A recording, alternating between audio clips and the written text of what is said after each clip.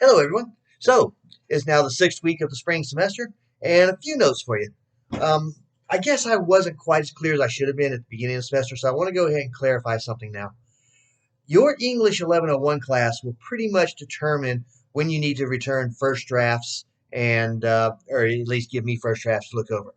Um, if you're in my English 1101 class, and many of you are, then that schedule that we've got now means that last night you should have turned in the first draft of your compare contrast essay, which I will then give you comments on later this week, in which time you will then be able to make your final adjustments before you turn in the final draft next weekend.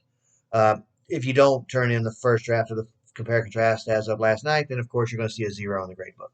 If you are in a different English 1101 class, then that English 1101 class will be what determines when you should turn in first drafts and what they should be.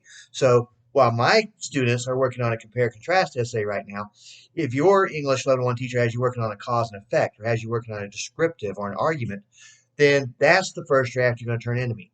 What would be helpful to me is for you to also turn in the instructions or the guidelines and the rubric, if possible, that your teacher is then going to give to you, so that way I'll know how to comment on what is necessary to make your paper better to fulfill the requirements that your English 1101 teacher has. So I hope that clarifies things a bit. Now, uh, everybody this week needs to do the common usage exercise. And I want to remind you that this is going to be a lot like we did with the run-ons and the fragments. I have given you a link to chompchomp.com, which is called Grammar Bites.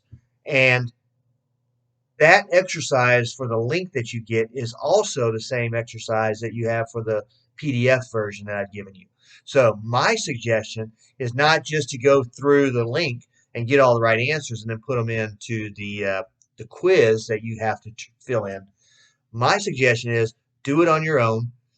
Find out where you know your comma rules at and where you need to learn the rules, and Chomp Chomp will explain them to you. So whenever you get an answer right, it'll say great, and it'll tell you why you got it right. If you get it wrong, it'll say no.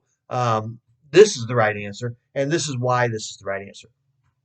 Comma usage is a very common mistake that a lot of students make in college, not just freshmen, but all the way through college. So um, make sure you learn the comma rules, and it's not where you pause, because if you put commas where you pause, you're going to put them in the wrong place, or you're going to leave out commas that are necessary.